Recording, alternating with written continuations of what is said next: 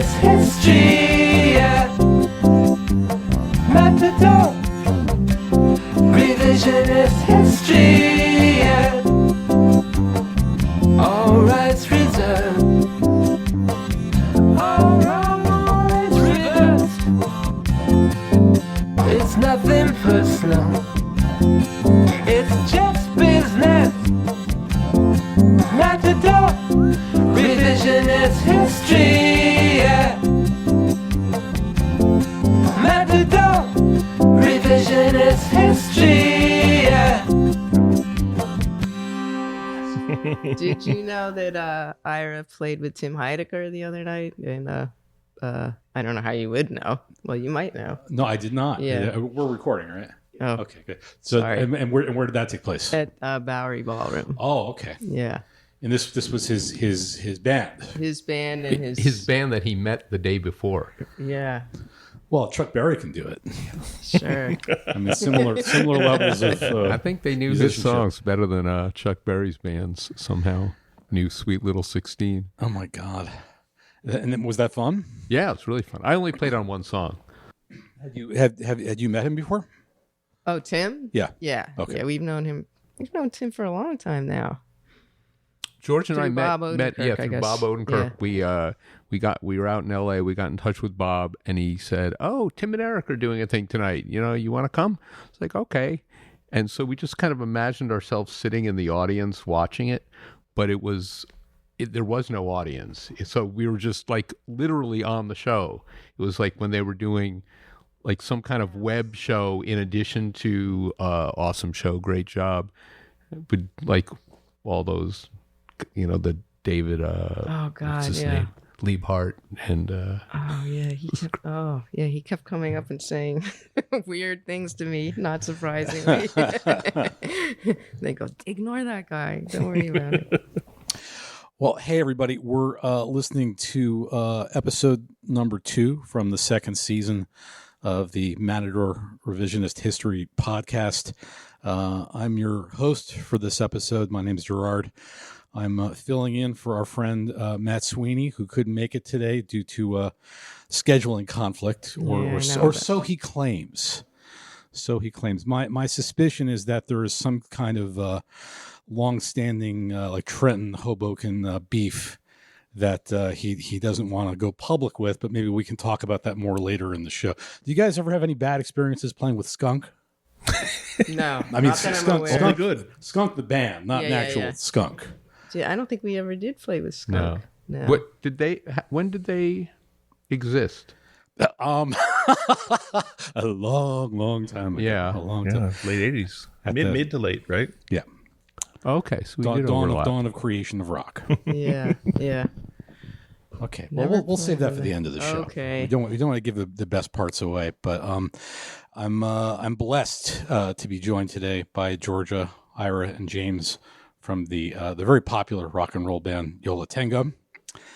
And we're going to talk about the album I Can Hear the Heart Beating Is One. We're celebrating the 25th anniversary of this record, a landmark album in this band's arc. Are we okay with the word arc? Sure. Yeah, sure. Do you prefer arc to career? Non-offensive word.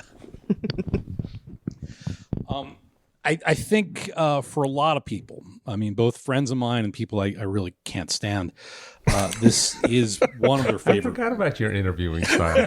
It's so nice to be back.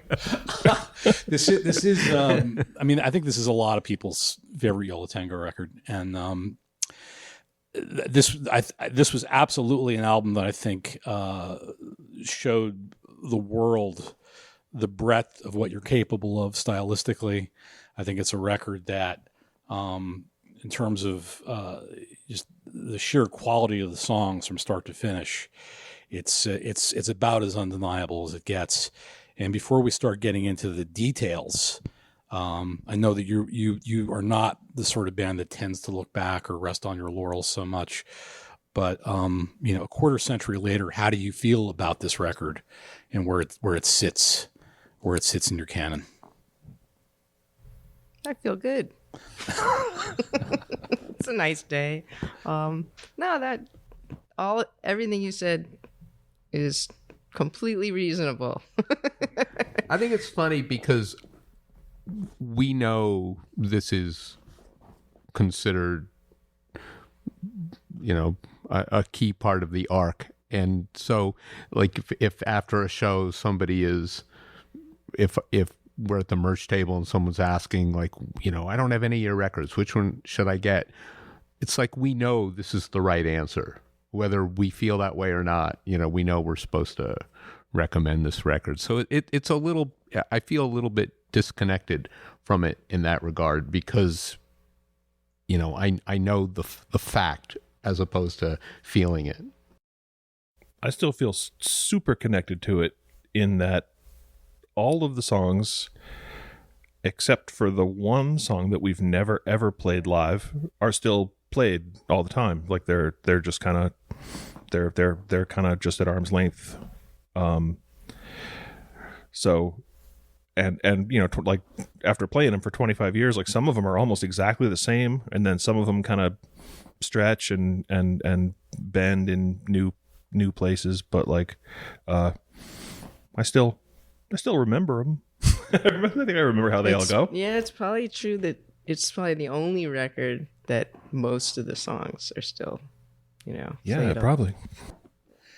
I'm not referring back to Google when I say this, but it seems like the records were coming out at a faster clip in that era, and I'm wondering if there's an explanation for that. I guess they weren't they? Yeah, that's I don't know. We were friskier. Yeah. There was less to do. Well, I think for better or worse, album cycles seem to be longer now. At least ideally, we try to make them longer. And at that point in time, 2 years in between records seemed kind of normal. I mean, it felt normal for everybody else we were working with at the time. Well, we were talking about this before we turned on the recording, but with this record, we also expanded where, our traveling and our touring. So we went places we had never been before, and so we probably spent, we were always spending a lot of time touring, but probably even more on this one. This was the third album recorded with Roger? Yes. Yeah. Okay. I mean, that was a pretty fruitful partnership. It was, for an awfully long time. Was there ever any consideration to making the record with somebody else or making it somewhere else? I don't think so. Yeah, not that I once. Yeah, no. How? I mean, we've talked before about the whatever you call the process, but I seem to recall a few of these songs, at least maybe two of them, were in the set before the record was actually recorded. I mean, I remember hearing Sugar Cube at a show at the Middle East. I think the prior summer. Yeah, I think that's right. I know Deeper Into Movies got played too. Yeah, I think certainly at those shows we did with Refrigerator, we played them, and that was the Middle East, wasn't it? Yeah. And Maxwell's somewhere else with them. Yes, we played a few shows with them. And then the isn't when we played with Big Star, isn't that before we recorded? No, I know we did something. It does blend I think together. you're right. Yeah.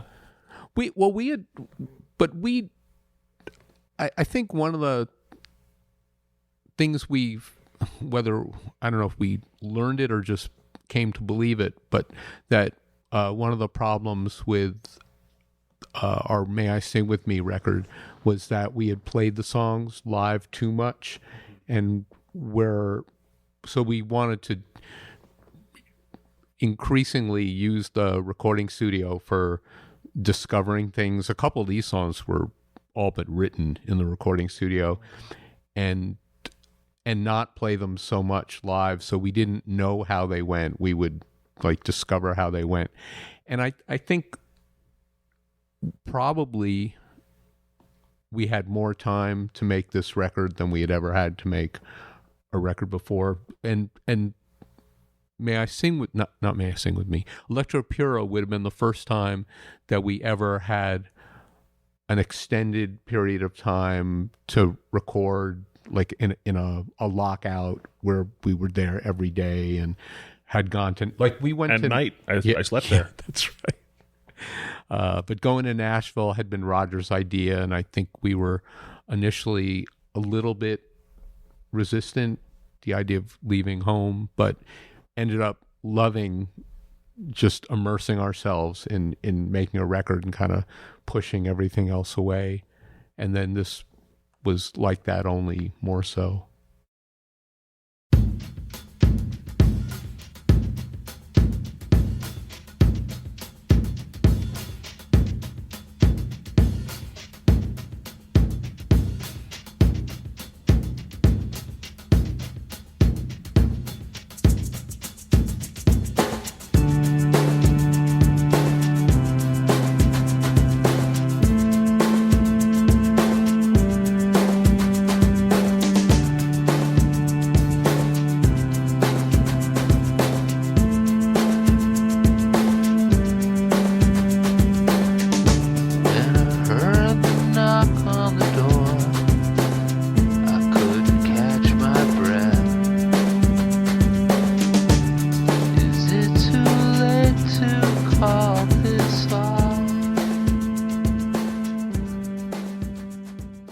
Do you remember whose idea was it, the remixes for Autumn Sweater? Well, there's a remix from a Motel 6, that right, Steve Fisk? That's right. So remixes were kind of in the air. I don't remember who it was. Mm-hmm.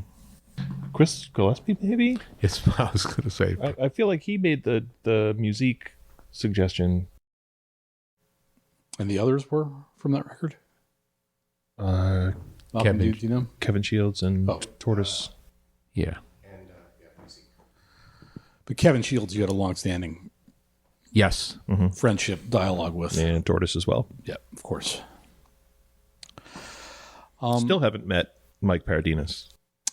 I have met him, but hasn't been in for quite a while. But he's still very active. Yeah, I know. Good. Super prolific. Great label too. Of the singles on this record, if you'll excuse us using that word, but I think we actually made real singles back at that point in time. Certainly, I mean, Autumn Sweater and Sugar Cube definitely had a huge impact the way they resonated with people. I don't think we actually did a single for Stockholm Syndrome, but that's one that has absolutely remained a huge favorite for a long time. I mean, I've seen people cover that before. Was there ever? I mean, during the course of making the record, did you ever have any thought in mind in terms of this is a song that is gonna perform particularly well, or was that just something that was discussed after the fact, after the record was done? I don't think I ever thought about it. Is it ever thought about? Ever at all? No, not by me. I don't think so.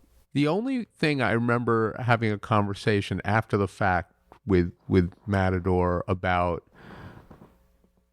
making Autumn Sweater the first song because it was more of a departure than, so I think maybe the conversation of Sugar Cube versus Autumn Sweater, and that it would be maybe a little more eye-opening to hear Autumn Sweater.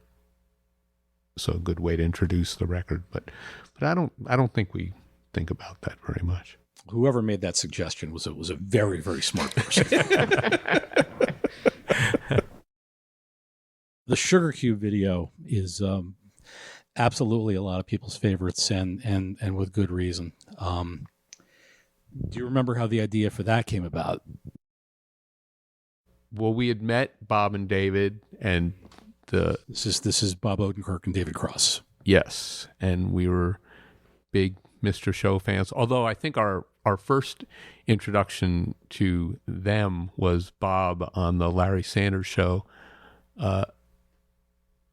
but and we had made a video. We'd made a few videos with Phil Morrison, but most relevantly, the Tom Courtney video, which was, we had an idea for that, which was kind of comedic in conception, and he kept the word comedy and redid the rest of it.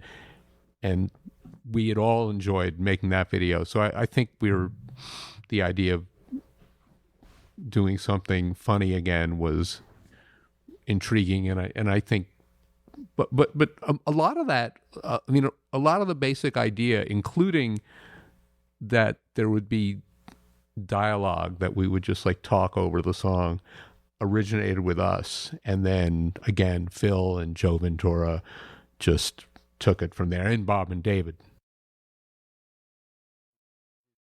Were Bob and David briefed on, were they actually given a script to work from, or did they come up with that stuff on their own? I don't know. I don't know. I'm guessing sure both. I'm sure they had a sense of what it was about, but I'm almost positive they improvised a lot of that. Have you ever talked to somebody who's gone to an actual rock school about their impressions of that video and whether or not they felt it was accurate? No, even though there's somebody we could ask about it. We know a long-standing rock school student. I'm sure we know more than one. But no. There's got to be somebody we know that went to Berkeley who can say if it was. Real rock school. Yeah. Prog rock school.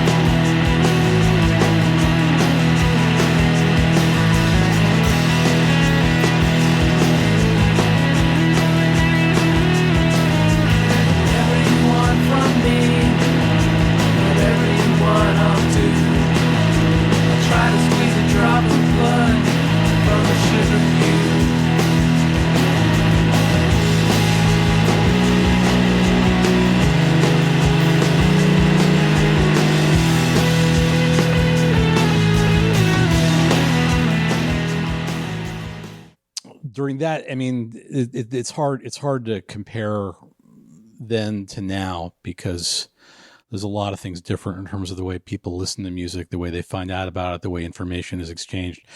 The one thing that struck me a couple of days ago when prepping, and I use the word lightly for this chat, was looking at the reviews. I Can Hear the Heart Beating as One received, which unless the internet has gotten more sensory, it looking back, it feels like the critical reception was nearly unanimous, that it was a very, very good record. And reading some of the praise, a lot of it seemed even looking back, maybe even a little over the top.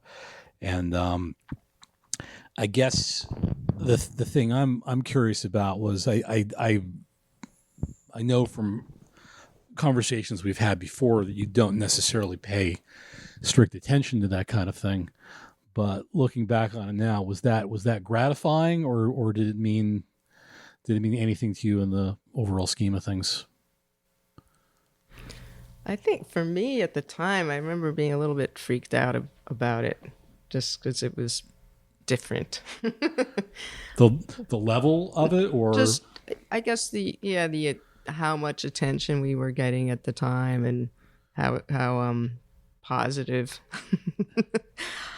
Maybe this speaks to my psyche. I don't know, but it was a little hard to get used to, especially touring and playing live. But but in the end, I was happy about it for sure. Also, I remember when we were making this record, after mixing, we were very unsure about it. Was it after mixing? I remember after before, recording. Not mixing, recording, thinking we got to scrap this whole thing, start all over again. Yeah, we drove down in our van to Nashville and then finished recording, and the three of us packed up the van, drove home, and listened to the work we'd done on the car stereo, and we were so depressed. It was just like, this is a disaster. And I remember like calling Roger, maybe from like Baltimore, like pull over.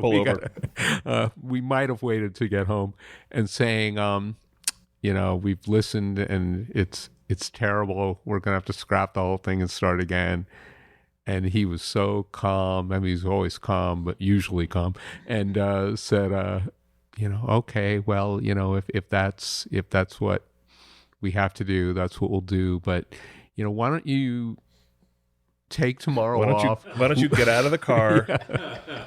Listen to it again, see what you think, and Run a few laps. Yeah, run a few laps around the house. Yeah, the importance of having some distance from the... Yeah, and not listening on the car stereo. It sounds like an engine. Did you call from a payphone? No, it was remote. I do kind of like the visual of like exactly pulling over at some like Maryland State rest area, and someone else is on the phone. You're waiting for them to get off. No. Do you remember much about the touring cycle for that record? Well, I remember what Georgia said. I remember that it's funny because it's not. I mean, bands actually get really popular, and we didn't. We just got a little more popular, and so I think we were playing mostly the same places, but shows were selling out where they didn't before. So it wasn't like, all of a sudden our pictures were on the sides of buses or anything, but it still felt to us like a sea change. And I do remember that we were having a hard time enjoying ourselves, feeling the pressure, and kind of consciously was like, maybe we should try to enjoy this.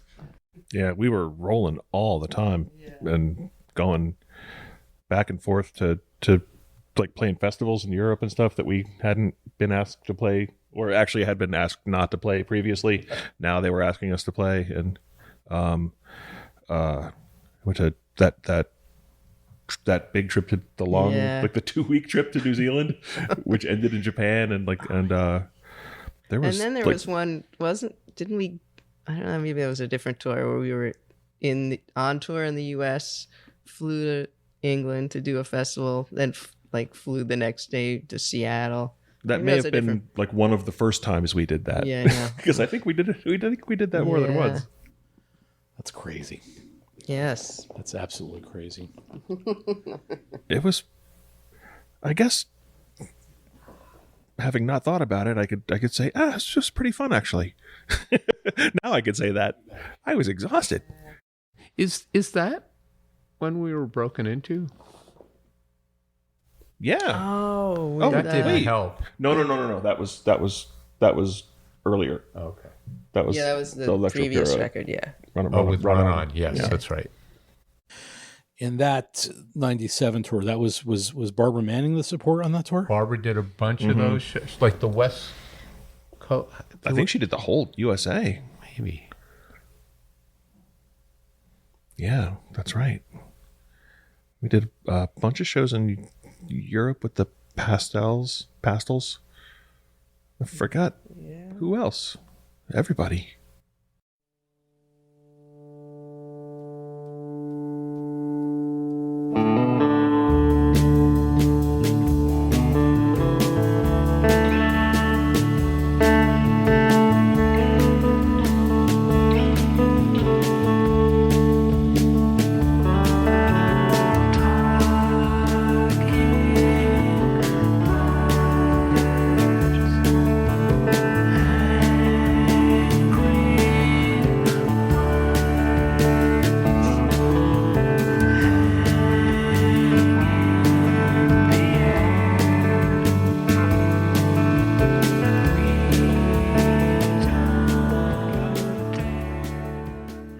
So the song "The Lie and How We Told It" is the only song that we've never played live. Maybe we did once, but I don't think so.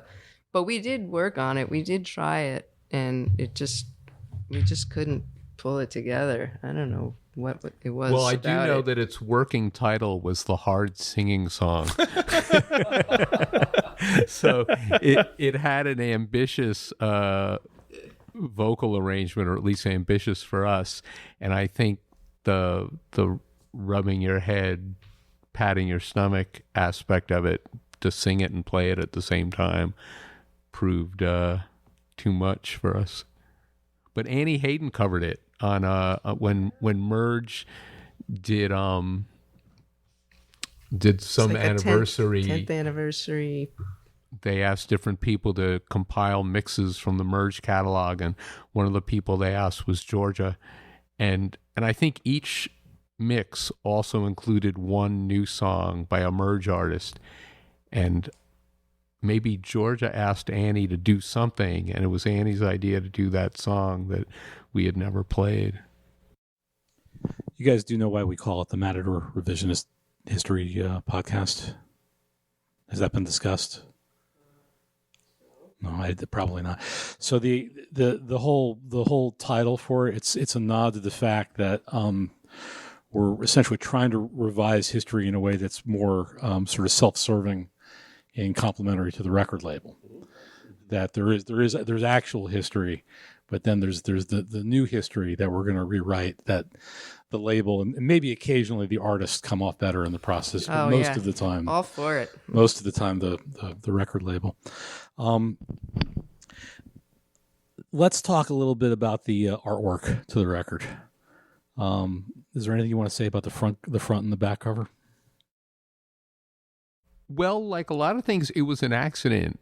I think we must have had the title of the record before, and kind of had the notion of the cover photo is the entrance to the Holland Tunnel from the New York side, and we had I think the idea of like an overhead shot of it, sort of the cloverleaf aspect being vaguely heart-like. And so we had a friend who worked in an office that we had nighttime access to, and our friend Steve Thornton came and took pictures, and it didn't look anything like, what we thought it was going to look like. But then there were these photos which weren't recolored. There had been some problem with a couple of his shots, and they came out looking like that, looking with the weird yellow and pinkish. And we thought, that looks great. Let's use those. So it was just kind of discovering it as it happened. The Holland Tunnel has never looked better. Yeah. I agree. This is before it had the big Holland Tunnel sign. Yeah. Which it does now. Which is really unnecessary. I mean, if you don't know where you're going. It's too late. Yeah. Uh-oh. And I think this church is there forever, which was there. That's gone, which I'm shocked, because I would have thought that was some kind of landmark building, but Yeah. the whole town has no gone to cops, pot. no security barriers. Yeah. It was a different time. So we're about to come to the subject that I've been dying to talk about. the whole reason I agreed to do this conversation, and that's the inner sleeves to the vinyl edition. To I Can Hear the Heart Beating as one.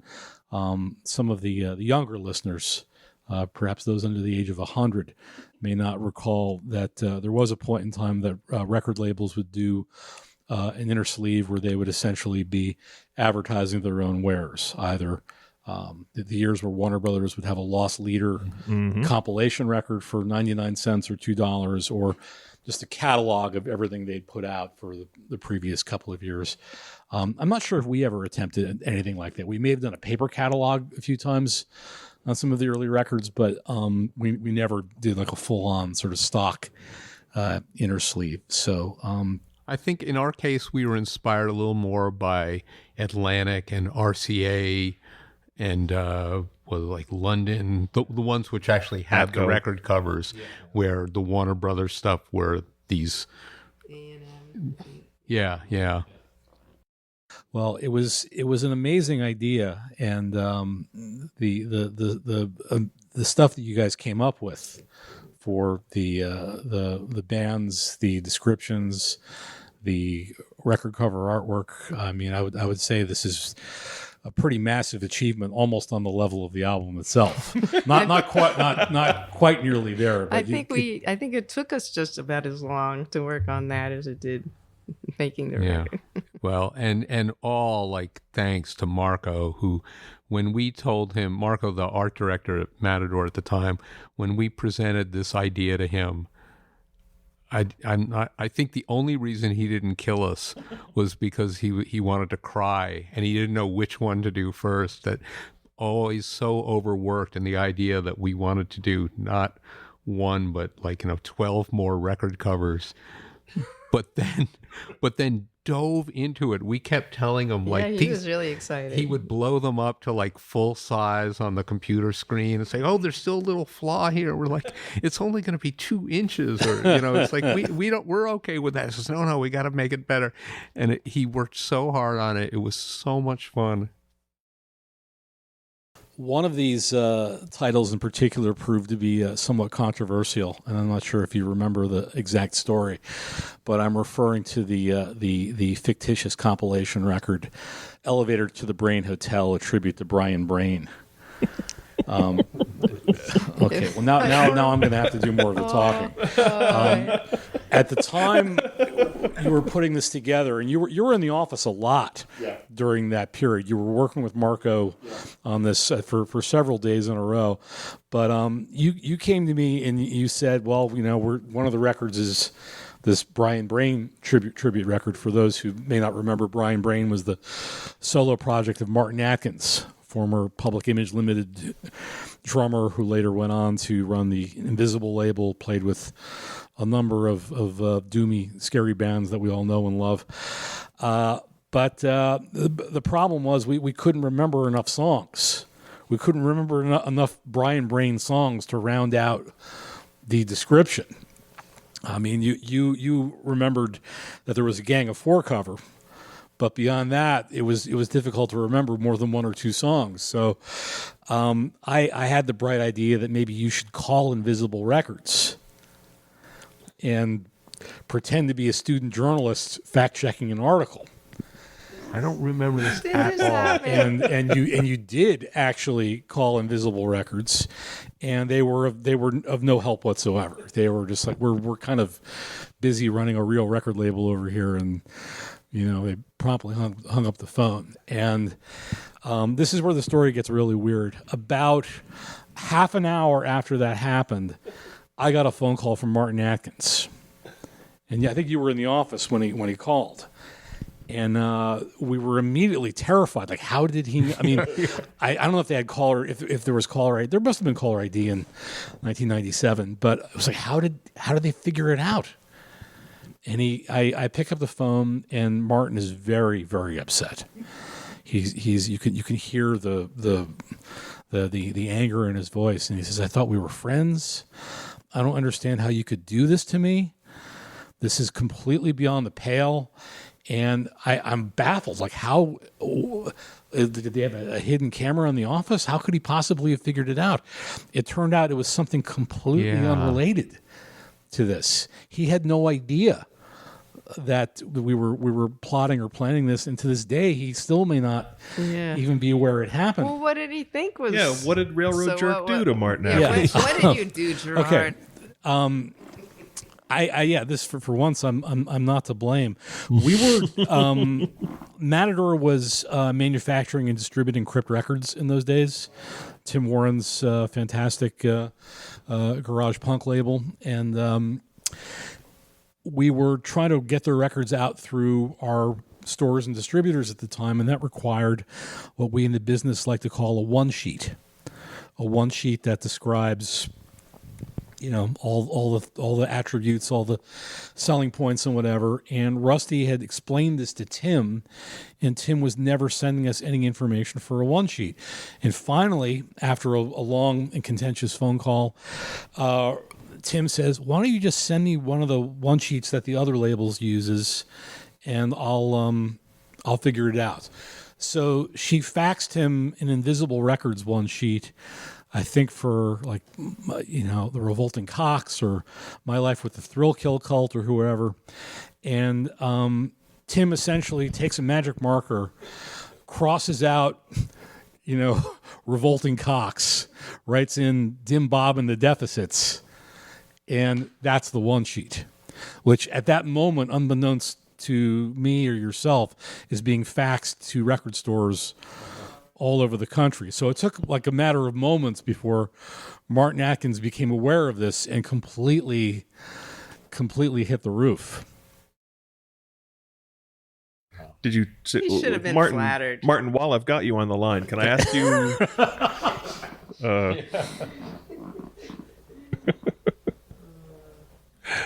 But the to segue from that, the Condo Fucks was this? I can't remember. Was this the genesis of the Condo Fucks? Yes.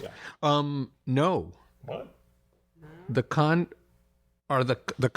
genesis of the Condo Fucks. They're part of Human Music, right? Well, And the Shit Heels both. in what? Oh, that's think right. Georgia was commissioned to do the cover art for the Homestead compilation record, Human Music, and when she was working on it, not knowing who was going to be on it, she had all these like bands. I think they made up all these Made up names. these names that went on the back cover for kind of placeholders. And I wish I still had that. I think Condo Fucks and Shit Heels were both. Were two of I wonder how I came up with those names. That's funny. And of course, you were inspired to use your own fake band name, which very few people. That's right. Very few people have ever. Yeah. There is a history of bands that have alter ego bands, but they usually didn't get their start in this particular way. And we did, and I also want to mention our dear departed friend Peter Walsh, who James and Peter came over to George and my apartment in Hoboken, and one night one long drunken night came up with all of this stuff. Yeah. Just making ourselves laugh, such a great night coming up with all those descriptions. Yeah. Peter's Connecticut related input played a big part in that. Well, in retrospect, thank God you didn't actually try to make music for every single one of these. Oh, man. That would have been the end for everyone. And the highest accolade we ever received for it was the person who ordered the entire catalog from Matador. I don't remember who it was who sent us the order form where they had requested them all. And the worst thing is we still haven't refunded their money. It's just been accruing interest ever since. And that man's name is Elon Musk. That's how it began. What's the matter? Why don't you answer? What's the matter with me? Is it so hard to be free and easy, but disappear completely? Hardly as alone as glad. I only know of one other band that's actually done this. The inner sleeve with the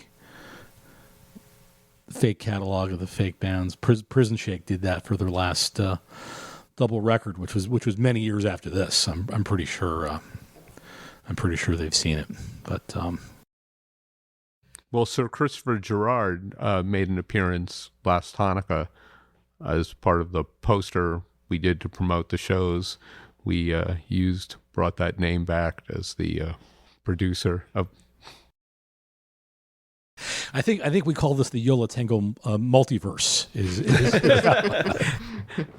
Just trying to make ourselves laugh. That 45 there's two of the covers. This really is, I would have to say, personally, one of my proudest achievements. This inner sleep.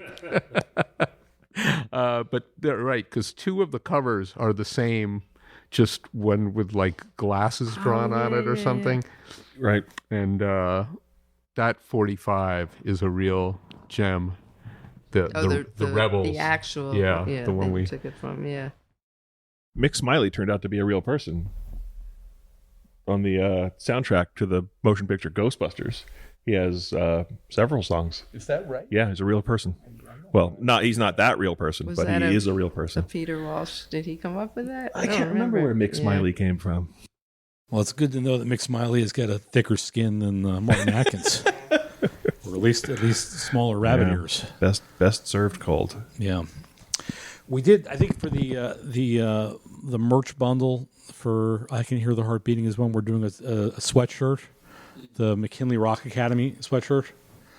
There weren't any. I don't think there were any licensing problems with that, but I think Matador should probably consider maybe doing a tote bag of the "We Go to the Mat for the Artist You'll Adore" graphic. I think that would look pretty good. I would like that. Maybe as a bumper sticker or a coaster or a onesie. People love onesies. Yeah. Right, because the other one I think is actually, I was going to say stolen, but really just borrowed, maybe from RCA. One of them was the Matador one was all from us, but the other one I think we repurposed someone else's. It's Fair been use. It's been a while since I've been to one of your shows in a venue, big or small. Do you still work the merch table at the end of the night? Whenever, a little less in this when we were doing post-COVID or mid-COVID shows. I like to, but trying to avoid getting sick. Understandably. Have there ever been any weird instances working the merch table? Anyone particularly demanding? Sizing issues, perhaps? That's a question for Joe Pulio. Yeah. I think one of the ways I deal with a lot of things is an honest answer is to forget about them as fast as possible, and so undoubtedly, but not to dwell on it. There was a reverse one, because I loved this story. Years later, we were playing a free show in Pittsburgh, and we did our show, and it went great. Like one of the people who worked for the festival, it was like a summer festival of shows, and we were definitely an outlier on the programming. And this person had really pushed to demonstrate that a band like us could fit into the festival, and a lot of people came, and they were very enthusiastic. We played our show, and then we did an encore, and then we were done. And people were leaving. It seemed like they were happy, and the big boss of the whole thing came up to us seconds after, we were done. He goes, you still owe me 2 minutes. And we looked at the clock, and sure enough, like, we were contracted to play 90 minutes. We'd played 88. And we laughed because that was a funny thing to say, and we admired his dry wit. And then it became clear he was serious. And, like, what are we supposed to do? And in that moment, I think people were already like streaming out of the stadium or wherever and in that lot. moment, my love of selling merch was rekindled, and I ran down to the merch stand and said, "Joe, I'll take over. Why don't you go up to But deal with this guy?" it's ironic that someone got on your case for playing too short a set, because you have had instances where other venues or promoters have had an issue with how long you were playing. There's just no pleasing people. What was the venue in Seattle that essentially pulled the plug and you kept going? Yes. Yeah. Well, Yeah. that was All right, a whole other record. Okay, all right. Well, I'm trying to pad this. Yeah. Different. Okay. That was a less happy story. I think that's part of what Okay, the, all right. You know, we're such an upbeat bunch. We don't really dwell on the. Remember the good times. Yeah, but I mean, had you been in the audience watching a band, I mean that would have been very memorable for you, watching a band you liked go through that, dealing with that situation. That would have been. That is often, that's something that comes up sometimes when we finish playing somewhere sometime and like, oh God, that was horrible. And then, you know, we do make ourselves think it was like, I remember going to shows and seeing bands, you know, losing their minds. It was just like, that was amazing. It's like, it wasn't amazing for them, but it's like an incredible, like, you know, exciting memory of like, you know, seeing somebody under pressure, losing their shit. There is. I will add one detail from that experience, which was before they cut the power on us. Our sound man, they went to our sound man, trying to get him to make us stop playing, and his response was, "I make them louder. I don't make them quieter." It's like, thank you, Mick. That's fantastic. You know, you sometimes hear big touring bands express the sentiment that their fans are the best in the world, which I don't know how disingenuous that is or isn't. I don't think I've ever heard you make that claim. Is that true? Either on stage or off. Well, It's not a competition. But that's what I'm getting to. Oh, I see. I would if you haven't, it's only because of the cliche aspect of saying it. It's not because we don't feel that way. I mean, the shows, especially over the recent years where we've played, you know, so quietly and then so loudly, you know, the audience moving with that and being so, listening so intently while we're playing quietly and then doing whatever they're doing when we're playing loudly. It's really moving to us. And I think we do have a sense of being really lucky to have such a great audience. And we don't talk down to them by telling them that at the show. Okay, well, you've ruined a joke I had here. I was trying to goad you into saying whose bands, which band has the best fans in the world. However, this does actually bring up a slightly more serious subject that you've been doing this for a while, and I think it's fair to say that the audience has changed.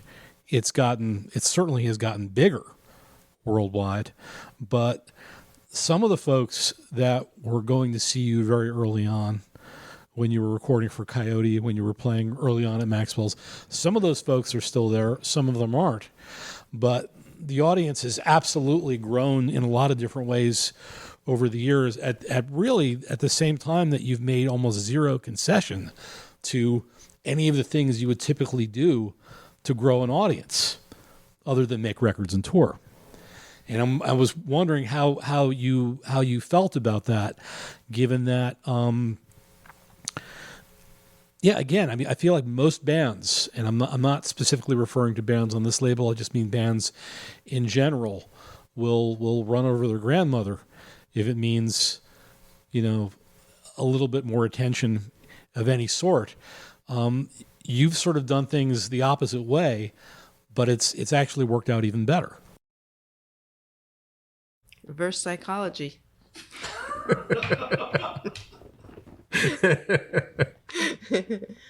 don't know. I mean, when you think about what you're describing of deliberately thinking of what you can do to get bigger audiences, it just feels so weird. And and what would that be? Especially in our case, I'm not sure. So we just do what we we think makes sense, what we like to do, and hopefully, and I think I'm assuming that's what a lot of these people respond to, is they get a sense of, sincerity from us or whatever. But And James was referring a few minutes ago to thinking about like how we would react in the audience if we were watching, certain things that maybe, you don't love when a song falls apart, but you go to a show and remember that part when they start playing 3 different songs? That was great, and I think we do kind of imagine we try to be a band that we would like. So, and if it comes, I'm sure there's people who stopped going to see our shows because I want to hear Stockholm Syndrome, and we do it a couple times a week, but we don't do it anywhere close to every night, and there's nothing, and I'm sure that kind of there are too many tangents. I want to hear less covers and more of the songs I like. But we just think when we go to a show, if I had when a band comes back for an encore and I had my choice of hearing some cover I never thought they'd do, or their most famous song that they haven't done yet, it's always want the weird choice. So we just happy to be that group.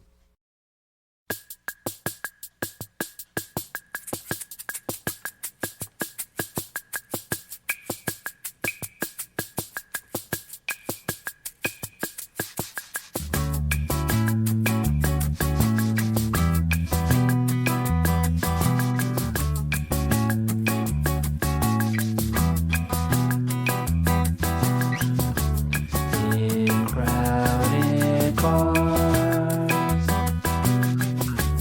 at subway cars, whenever you're next to me, ba-da-ba, center of gravity, ba-da-ba, and you looking from the ground. okay, who was that band? From wait, where were we? The band that has the best bands in the world. Yeah. Oh, I don't know. Oh, okay. I'm hoping to find out. Yeah. George and I, years ago, our friend Tony Crow from Nashville was the keyboard player with B.J. Thomas for many years. And George and I drove down to Atlantic City to see B.J. Thomas with Gary Puckett as the opening act. And B.J. Thomas's act was pretty spontaneous and really not what you would expect in Atlantic City or kind of anywhere. And Gary Puckett was exactly what you would expect, and just so smarmy and unenjoyable. And I'm sure his show was timed to the second, but with 5 minutes to go, he disingenuously goes, do I have time for one more? And people in the audience are losing their minds, screaming, young girl, as if Gary Puckett's going to leave this show without doing Young Girl. It was What other places in the touring universe Gary Puckett was playing that year? I think looking it up to see, which kind of like dinner theater style. And then B.J. Thomas came on stage, and just because he did so many back-rack songs, he was kind of in that moment in his set, and he told the band he wanted to do This Guy's in Love with You. And they're kind of, the whole band's gone, BJ, we don't know that song. Come on, everyone knows that song. And sure enough, they fake a verse or two of This Guy's in Love with You. Great. And then they did Young Girl. Battle Hymn of the Republic. Yeah. Well, you've certainly been back to Nashville many times since this album was recorded. What was it like actually being there for the making of the record? The city is certainly different now. We the first time we went down there was for Electro Pure, and we were there for two or 3 weeks, I guess. and we didn't do anything. We took a day off. Maybe we took 2 days off in the entire time that we were down there, and we didn't really know anybody. Through Versus, we met Lamb Chop, and there were like 18 people in Lamb Chop, so we automatically had like 18 friends in Nashville, which was amazing. And they're like turned out to be friends for life, and we're still our very like dear close friends. But I remember the first time we went down there, one of the only thing we did was we went to the Museum of Beverage Containers and Advertising, which was in somebody's house, kind of on the outskirts of town. And it was fantastic. It was like one of the best days off during a work related trip that I ever remember. It was so much fun. Is that museum still there? I don't think it is. I think we may have tried to go back Although later. It was a work trip in part because it was late in the recording of the record. We still had no idea what we were going to call it, anything about the record. And we're like, we are not leaving this museum till we have a record title. And there was Electro Pura. It's like, all right, get the car. Like, There it is. Well, we're gonna splice that part out and save it for the Electro Pura podcast that we'll do at some point in the future, provided Matt Sweeney's available. So, thanks so much for doing this today. The listeners may not be aware, but we couldn't get into the building today, and Malcolm broke in, and he's now got a criminal record. He's got a criminal record, as New Jack once said. He's got a criminal record and a college education. So, Worth it. Thanks so much for doing this. Really appreciate Gerard. it. sure. And we'll do our best to edit it and make us all sound very very smart.